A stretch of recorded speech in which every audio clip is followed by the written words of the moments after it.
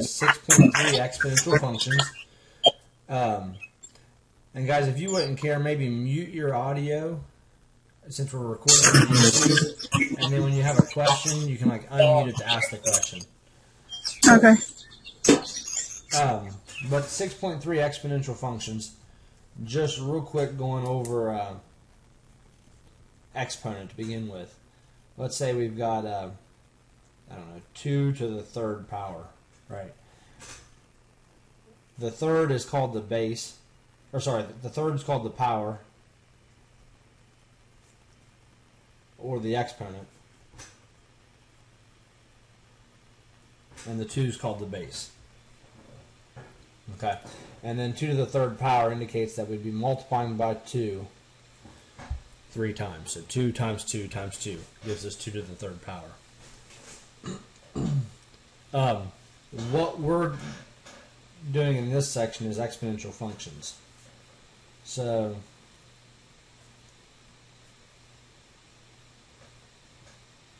an exponential function is any function of the form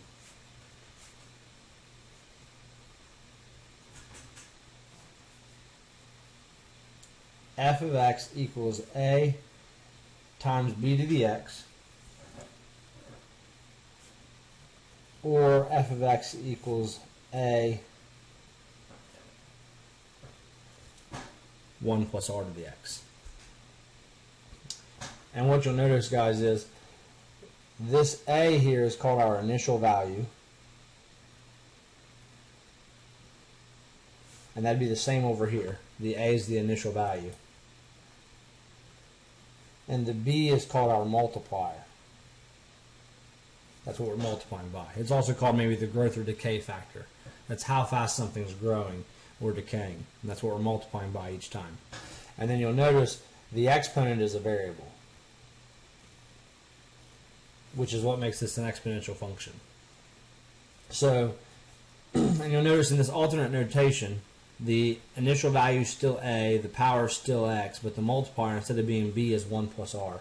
What that means is b is equal to 1 plus r. These are the same thing. The only difference is the r is used for growth or decay rates.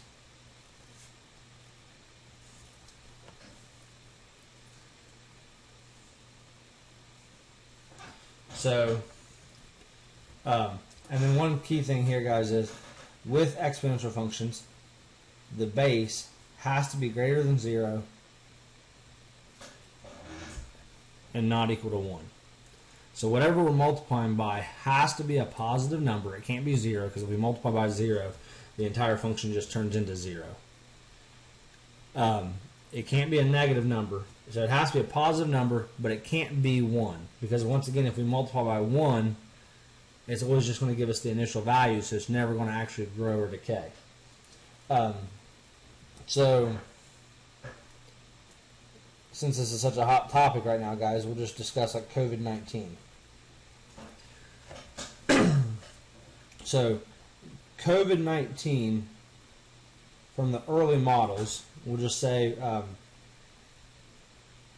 from the early models and the early data that was found in Italy and China and even in the U.S., is the daily infection rate is approximately 20%.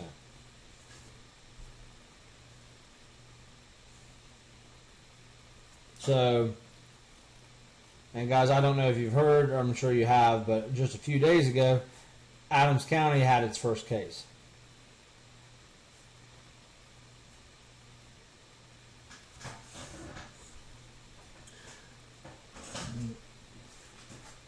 So we can actually take this information and we can create an exponential function from this information. So it would be f of x equals, when Adams County has its first case, that means we'd be starting off with 1 person infected.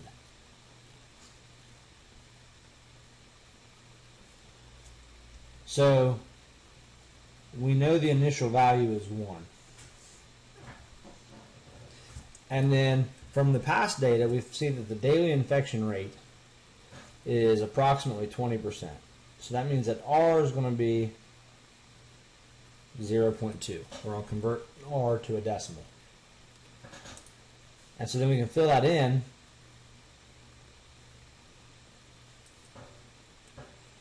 And what we come up with is we come up with this function, f of x equals 1 times 1.02 to the x power. So, and then in this, x is going to be your number of days, because it's a daily infection rate, and f of x is going to be your number of infections.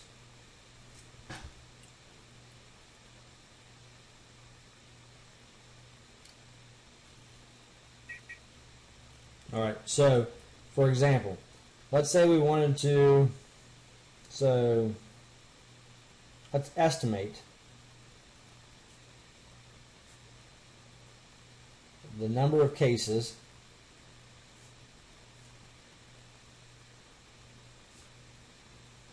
in Adams County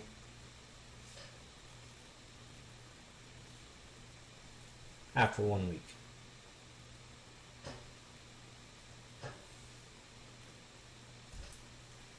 I have a question. Go ahead. So, you put 1 plus 0.2, and then inside the second little parentheses it says f of x equals 1 times 1.02. Thank you. Yep, that's incorrect. You're welcome. Yep. That should be 1.2.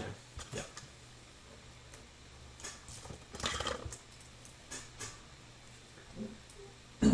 Yep, perfect. So, and just real quick, guys, estimate the number of cases in Adams County after 1 week. If X is our number of days, what are we going to plug in? What's X going to be equal? 7. Yep, 7. All right, so what that means is we're going to plug in 7, and we're going to have 1 times 1.2 to the 7th power. Now, we could do this manually and say 1 times 1.2 is 1.2, and then times that by 1.2 again, and we get 1.44, and times by 1.2 again, and so on and so forth.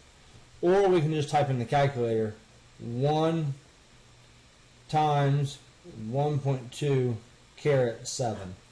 And does anyone have a calculator with them where they could punch that in real quick?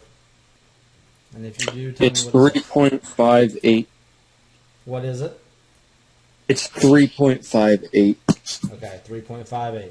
All right, so what that means is after 1 week from the day that the first case is identified, 1 week later, we should expect approximately 3.58 cases after 1 week. So that keeps getting bigger each week, right? Yeah, that's right.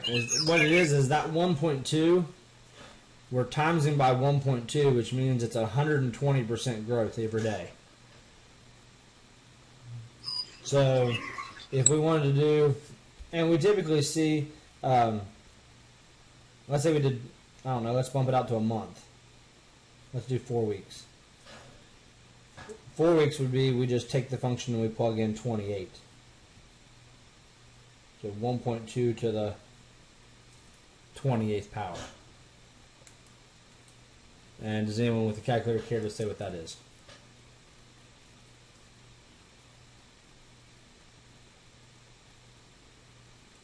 Someone's talking, but it's on mute. 164.84. There we go. Okay. So going with the growth rate that's been seen in the past, after 1 month or 4 weeks roughly, we expect there to be around 165 cases in Adams County. And then the thing about exponential growth is, see, the way exponential growth is, the number of cases on the next day is going to be equal to some constant times the number of cases the day before it.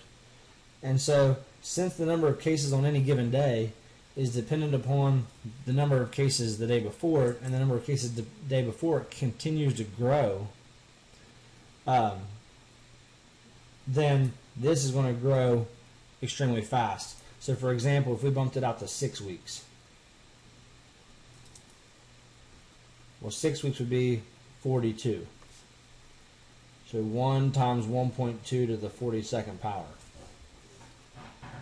And so, Havy, do you have that one also?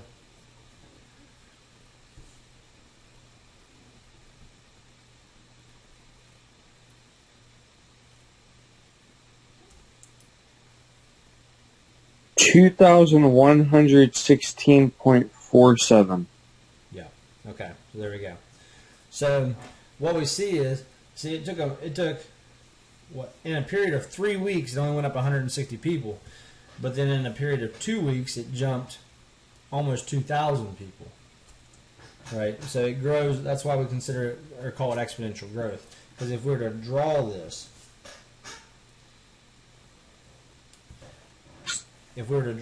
here's our x and here's our f of x, where x is going to be our days and f of x is going to be our infections. We say on day 0 there is 1 infection. 1 day later, there's only going to be technically 1.2 infections, which I know that seems that doesn't make sense in context of this problem. But that's what it would be. If we plug in 1.2 to the first power is 1.2. But then as we progress, we end up getting a line that looks like this. And this is called exponential growth.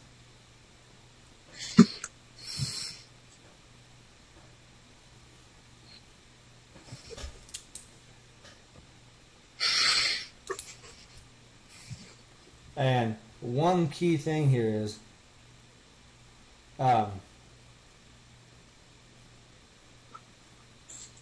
of x equals b to the x.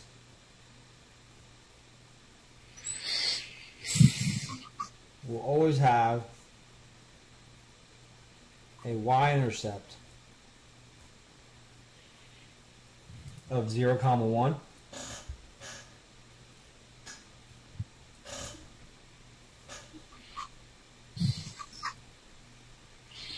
And will always pass through the ordered pair 1, b. Okay, so these 2 points, just like when we were back when we were graphing parabolas, we really just needed to know like where the vertex was. So for example, when we were drawing parabolas, we only really need to know where the vertex was and then the 2 points on each side of it, and then we could use transformations to move the graph around, left, right, up, and down, and stretch. With an exponential function, we're going to always start off with these 2 points, 0, 1 and 1, b. Now, one thing about exponential functions is, in theory, exponential functions will always have a horizontal asymptote at y equals 0.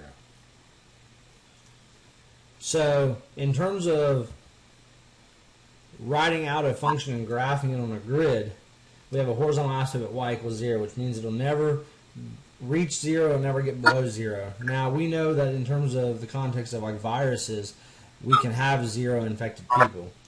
But in context of that, it makes sense that when we're talking about the application problems where we're talking about days, we are only interested in the positive values. So in terms of an application problem, we only actually look at once it starts with the first person, then how does it grow.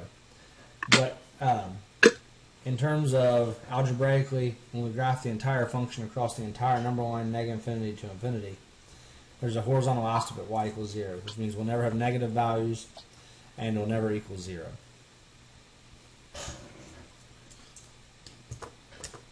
And then for this graph, the domain is negative infinity to infinity. It does go forever to the left, forever to the right. And the range is 0 to infinity. And like I just said, it never actually reaches 0. So 0 would not have a bracket.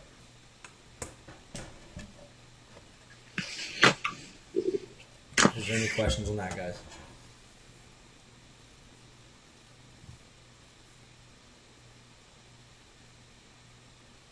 All right. So, the whole idea of what I was just going over with you is because part of this section, I know I did the COVID-19 example, but it just strictly, part of this section gets into graphing exponential functions. So if we want to graph f of x equals 2 to the x,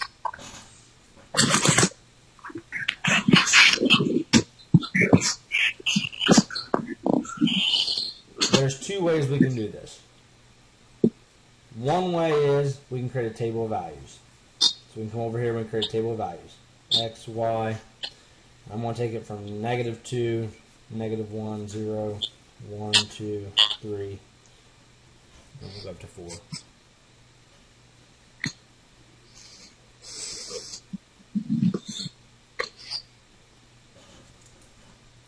And this is exactly what I was going to talk about just a second ago. If I plug in 0, I'm going to start here. 2 to the 0 power.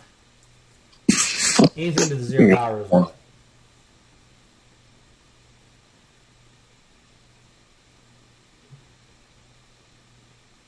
Anything to the 0 power. Anybody? 1. It's 1. So we automatically know 0, 1 is going to be in ordered pair on the graph. And when I plug in 2 to the first, I get 2. So that's what I was saying. It always passes through 0, 1. 0, 1 is always part of the graph. And 1, b, whatever b is. And b in this case is 2. Will always be on the graph. And we can fill in the information here. 2 squared is 4. So if we come over here,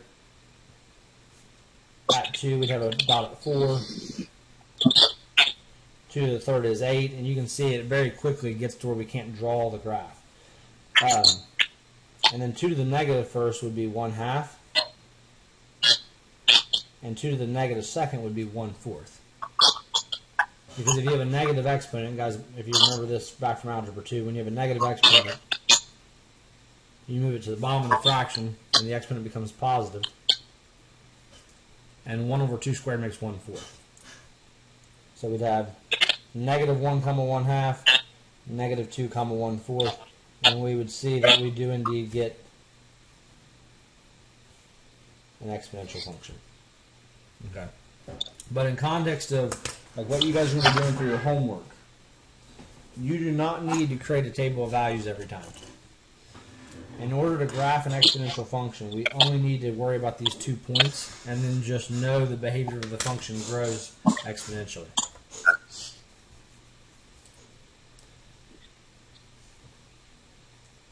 Now,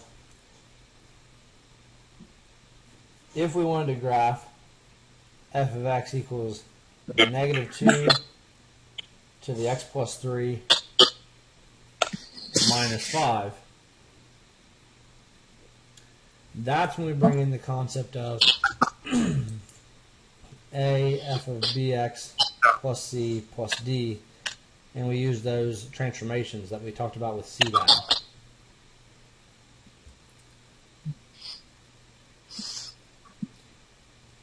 Now, at the beginning of the video, guys, or the lecture, I said the base can't be negative.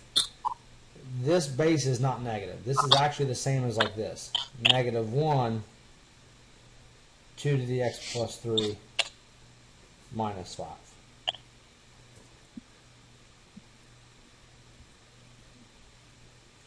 So we can see here, we have a number out in the front of the function. So maybe I should do this first. The parent function is going to be just f of x equals b to the x. What number is the base in this problem?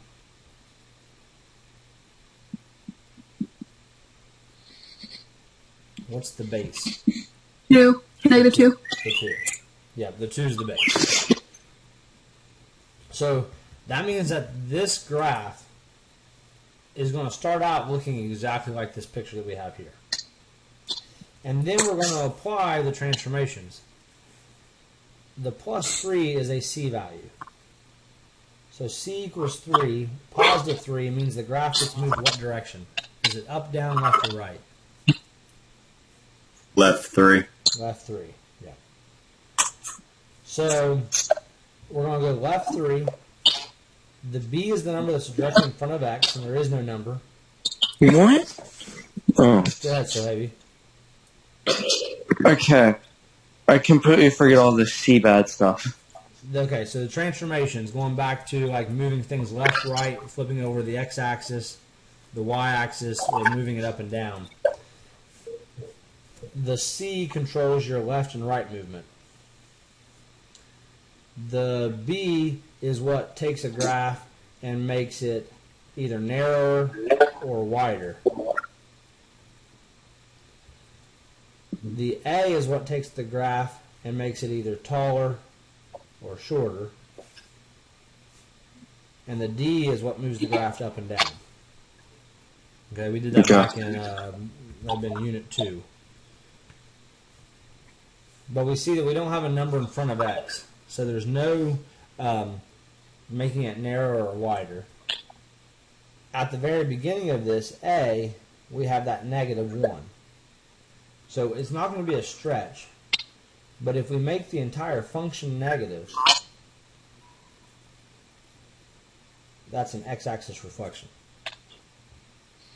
Mm-hmm. And then the D is -5, which means we move the graph down 5. So if we're trying to graph this function, we're going to start off by graphing the parent function, which is just the 2 to the x. And we know what it's going to start off looking like. It's going to be 0, 1, 1, 2.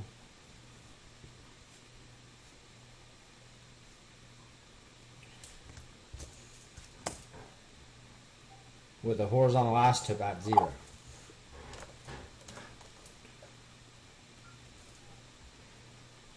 And then we're going to apply the transformations. So we're going to now take this graph and we're going to move it left 3. So we're going to go 1, 2, 3. So this point that was at 0, 1 is now going to be over here at -3, 1. And then we're going to take 1, 2, and we're going to move it left 3. So it's going to be at -2, 2. Now, the asymptote is a horizontal line. If we take a horizontal line and we shift it to the left, is that horizontal line going to change position? Yes or no? No. No. So the horizontal asymptote is not going to change. Okay, so the graph's going to look. So this is going to be the graph of the left 3. Then we're going to do an x-axis reflection. So the point that was 1 above is now going to be 1 below the x-axis. So -3, -1. The point that was 2 above is now going to be 2 below at -2, -2. And the horizontal asymptote was on the x-axis, so if we reflect it over the x-axis, it's not going to change. So we're just going to draw a mirror image. So we've done the left 3, we've done the x-axis reflection, and then we're going to take that graph and move it down 5. So I'm going to come in here and I'm going to extend my y-axis. 1, 2, 1, 2, 3, 4. So this point here that's at -3, -1, I'm going to go down 5. 1, 2. And it's going to be down here at -3, -6. And the point that was at -2, that's a misprint, guys. -2, -2 is going to get moved down 5 and be at -2 comma -7.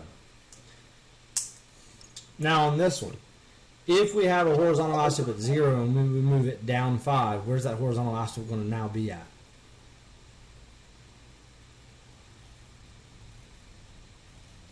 Five. Yep, Or 5 negative. Negative, yep. 1, 2, 3, 4, 5. So our horizontal asymptote is now going to be at y equals -5.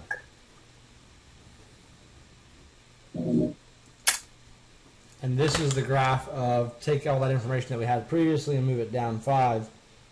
So this is our final graph. This is the graph of -2 to the x plus 3 minus 5. All right, and then I'm going to jump over real quick, guys, to Desmos, and I'll come back to this. But I'll jump over to Desmos real quick, and I want to show you this also.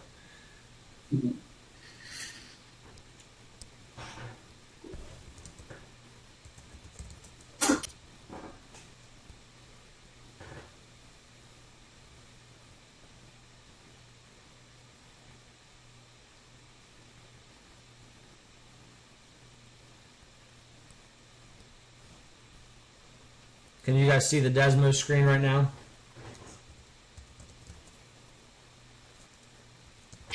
Yeah. Okay.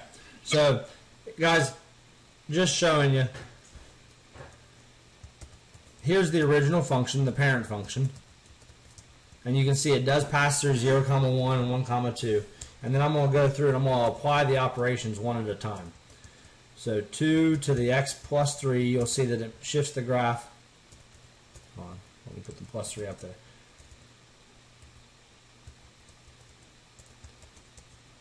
Guess I'm going to use parentheses. There we go. The plus 3 moves the graph left 3.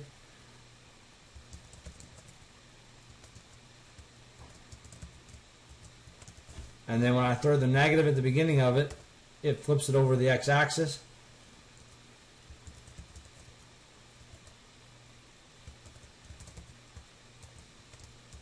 And then lastly, when I subtract the 5, it moves the graph down 5, which puts our horizontal asymptote at -5. Okay, so we can see that that does indeed match what we did manually. And guys, that's a substantial part of, give me just a second, guys. That's a substantial part of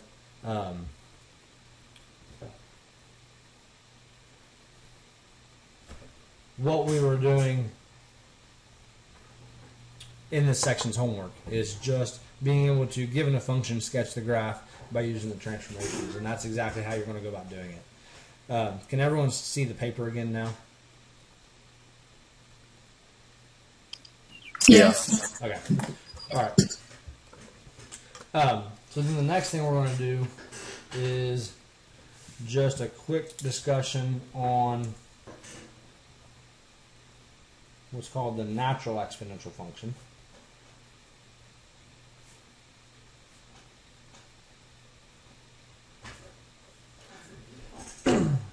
Which is the function f of x equals e to the x power. Okay, and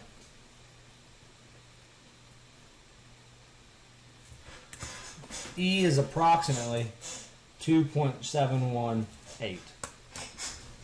Okay, and I want to just kind of do a quick discussion on where that comes from. Let's say we've got this function here. F of x equals a 1 plus r to the x power. That's our most basic exponential function. And let's say we're going to invest at $1. So let's say we have a bank that's going to offer us an investment where we're going to invest $1 and they're going to offer us a 100% interest, which means after a year they're going to give us 100% of what we invested back to us for investing with them. So if we did that, r would be 1. And so what we'd get is our function would be f of x equals 1 times 1 plus 1 to the x power. So after 1 year, this would be 1 times 1 plus 1 to the first power, which is 1 times 2, which is 2. That should make sense. If we're starting off with $1 and the bank's giving us 100% interest, which means after 1 year they're going to give us our money back plus 100% interest, then at the end of the year we'd have $2. Okay, and that's not really how it works though. They typically don't sit around and wait and give you interest at the end of the 1 year. So what they might do is they might say, okay, we're going to take this, and instead of giving you 100% interest, we're going to give you 50% interest, but we're going to split it up into 2 times. So what that means is our value, if you will, after 1 year, we're still going to start with $1, but they're only going to give us half of our interest, 50%, but they're going to do it twice a year. So type this in your calculator, guys, real quick. This would be, if you will, 1.5 squared.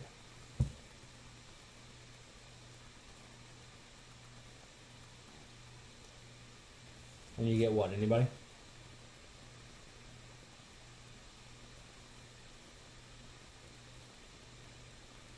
$2.25. 2.25.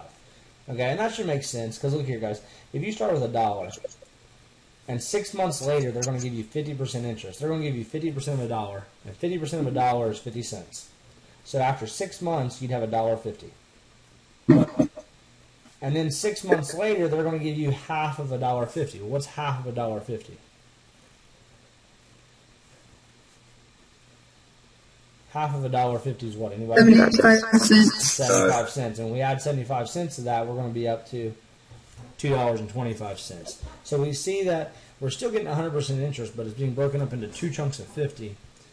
And that's actually causing us to gain a little extra money. Now, what if they did...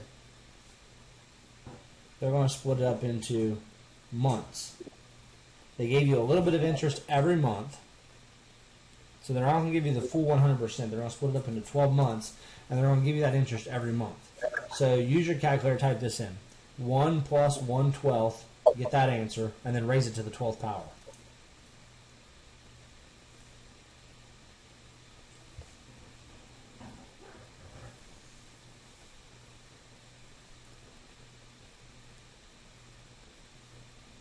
You get 2 point something.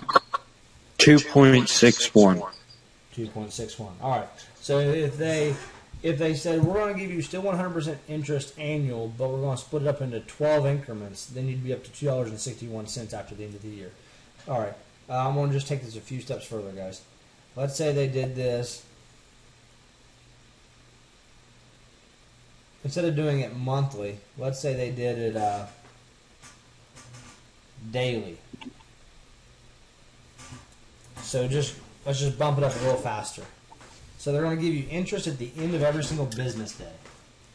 And then at the end of the year, they've given you interest a total of 365 times. You're going to get $2 and what?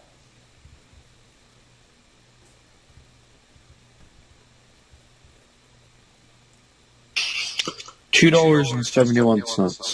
$2.71. And you guys can see here, this is getting very close to being what E is approximately. Okay, so the definition of E is approximately, or E is equal to 1 plus 1 over n to the n power as n approaches infinity. Okay, that's where that number comes from. Now, I know you guys, you're not going. So what that's saying is what if the bank said we're going to give you extremely small increments of interest. So instead of it being just 365 days, let's say they did it every hour, every minute, every second.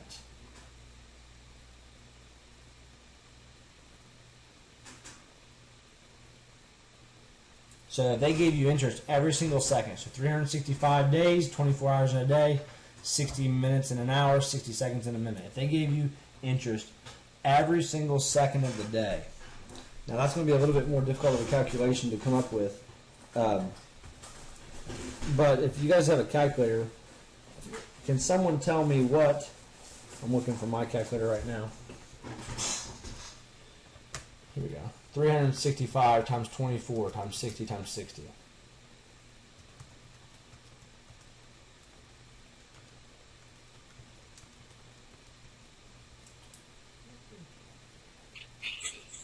So it's going to be approximately 1 over 315. 31,536,000.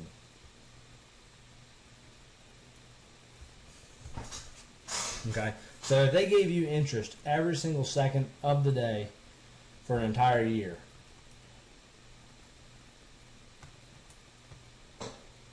then, and we type this in the calculator, which I know it's a little bit tedious, we would get that this is going to be $2.71821384.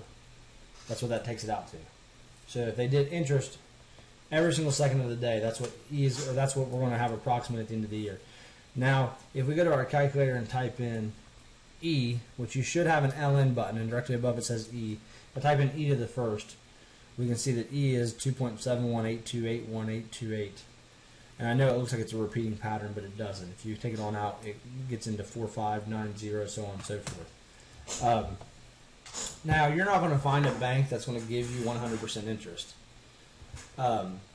where it's going to guarantee that it doubles in value after 1 year. But we do see this a lot with population growth.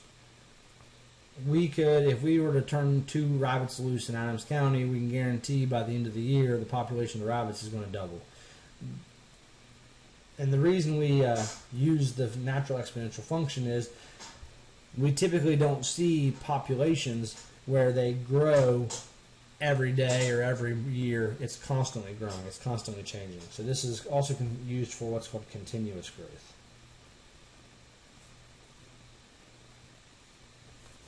Okay, and so this section is going to do very similar with e to the x as it does look like the ones we just did before. Graph f of x equals e to the x. And so the same concept's going to happen. It's going to pass through 0, 1. And it's going to pass through 1, e. And e is roughly 2.7. So we get this kind of an exponential growth with a horizontal asymptote at y equals 0. So part of the homework questions is going to be to graph functions such as this. And I'm not going to actually do this example. I'm going to just show you. They're going to say like graph f of x equals e to the negative x plus 5. So you're going to need to know that the graph is going to start off looking like this. And then this negative being attached to the x tells us that it's going to be a y-axis reflection. And then this plus 5 tells us that we're going to move the graph up 5. Okay.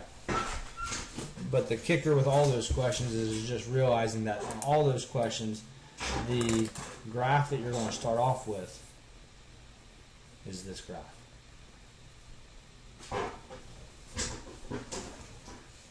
Is there any questions on that?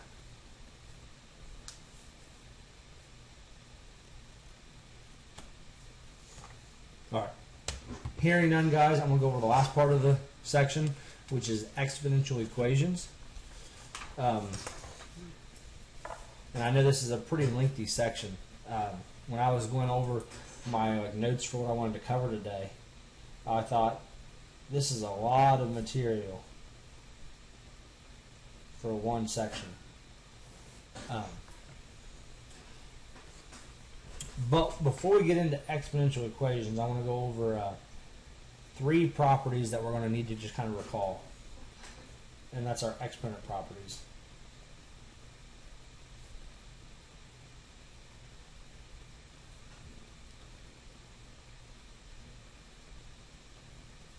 And I'm going to just go over 3 examples. So for example, x squared times x to the third.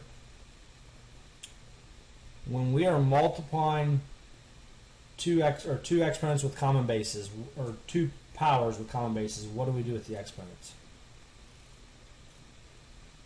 Add them. We add them. So this is going to be x to the 2 plus 3, which means that we're going to get x to the 5th power. So when we're multiplying common bases, we add the exponents. The next one is what's called the power to a power rule, which says when we have a power being raised to another power, we multiply. Multiply. Yep, good. Then we get x to the 6th. And then the last one, which is usually like the trickiest one, is remembering this one. If we have a negative exponent, then our final answer, we move that negative exponent to the bottom. Yep. So x to the negative 2nd is the same as 1 over x squared. All right, so that's some of our common exponent properties that we see. And then the last thing we're going to go over is, before we do some equations, is what's called the common base property.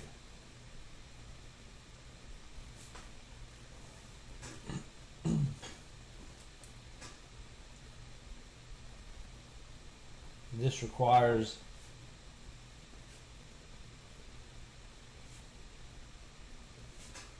the same base and a 1-to-1 correspondence. And the property says this: if b to the x power is equal to b to the y power. So notice the same base, both bases are b, 1-to-1, meaning I have the base b over here one time, the base b over here one time. If these two are equal, b to the x power equals b to the y power, what's that imply?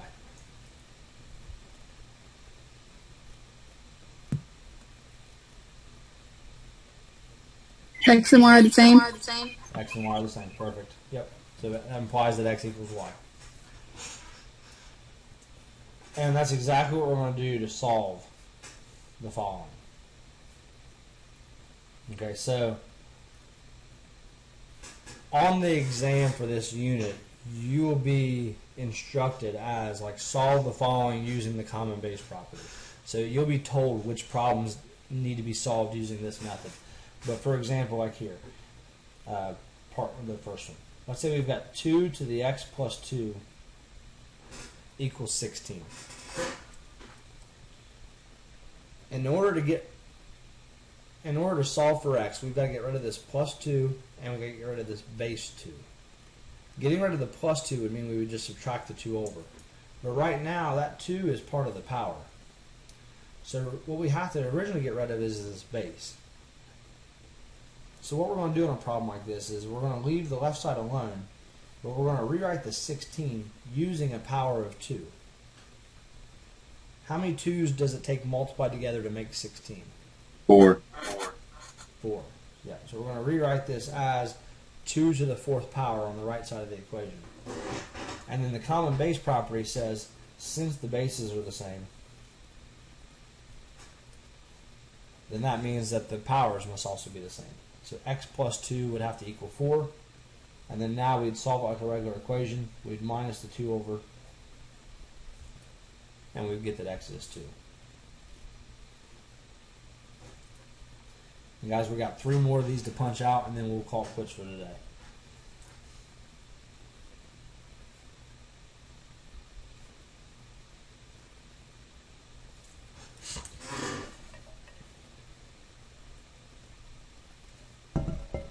(27 to the x equals 81 to the x minus 3). So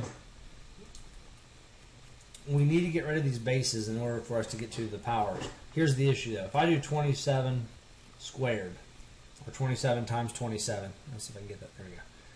We get 729, which is way too big. We need the two sides to have the same base. So we're going to have to change the 27 and the 81 both into some common base. What number can they both be written as a multiplication of? 9. Okay, 9 times 9 makes 81, but we can't write 27 using a 9. 3. Yeah, we do 3. So we'd rewrite the 27 as 3 to the third.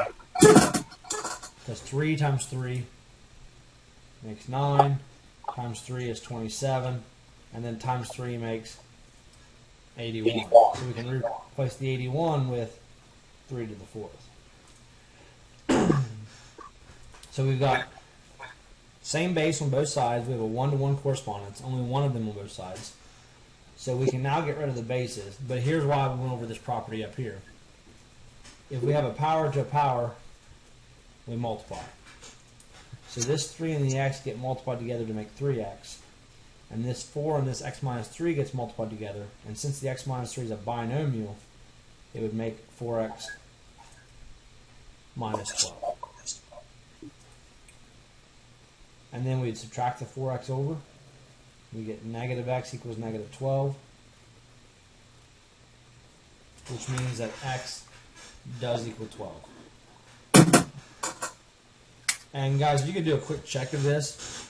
If I go into my calculator and type in 27 to the 12th power, I get this numerical value that's written in scientific notation. And if I plug 12 into here, just kind of make a mental note of what that is. 1.5 times 10 to the 17.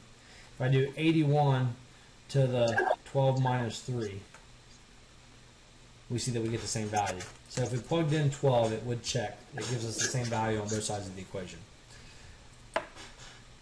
Is there any questions on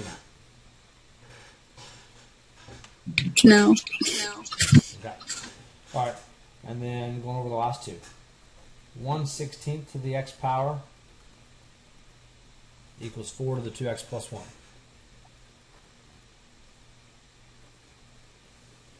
Now, the reason this one's a little bit different than this other one, if we see a fraction with a numerator of 1, that's going to be indicative that we're using a negative exponent. Okay, so we know that 4 squared is equal to 16. That means that 4 to the negative second is going to be equal to 1/16. Is everyone okay with that? Alright, so what we're going to do is we're going to replace the 1/16 with 4 to the negative second. We're going to leave the right side of the equation alone. We're going to cancel out the common bases, and we get negative 2x equals 2x plus 1, and then finishing solving this is going to give us negative 1/4. And guys, I'm not going to finish solving that out. I'm confident that you're able to do that. But that's the key to look for. If you see a fraction with a numerator of 1, that's going to be a red flag that you're going to have a negative exponent involved in your problem. And then the last one here, guys, which is the one that requires maybe the most work, is 9 to the 2x times 27 to the x squared equals 3 to the negative 1.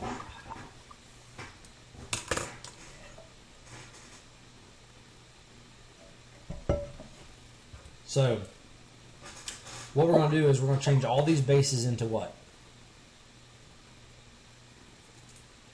3. Yeah, 3s. We're going to replace the 9 with 3 squared. We're going to replace the 27 with 3 to the third. And we're going to replace, we're going to leave the 3 to the negative 1 alone. Now here's the dilemma. The property says they have to have the same base, which they do, and it has to be 1-to-1.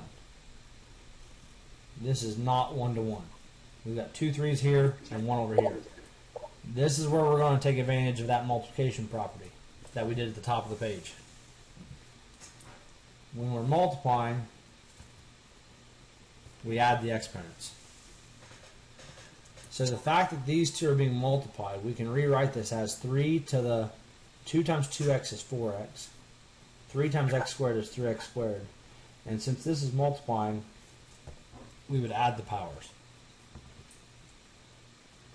Is everyone okay with that jump I just made?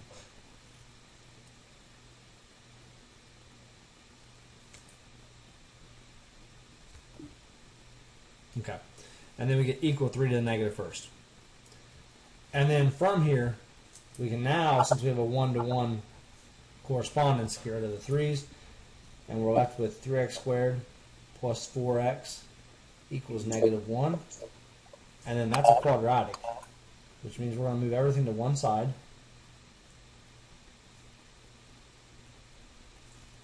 And we're going to either solve with the quadratic formula, factoring if it works. You can do completing the square, whatever's convenient, whatever works for you. Square root method if it applies. The square root method does not apply.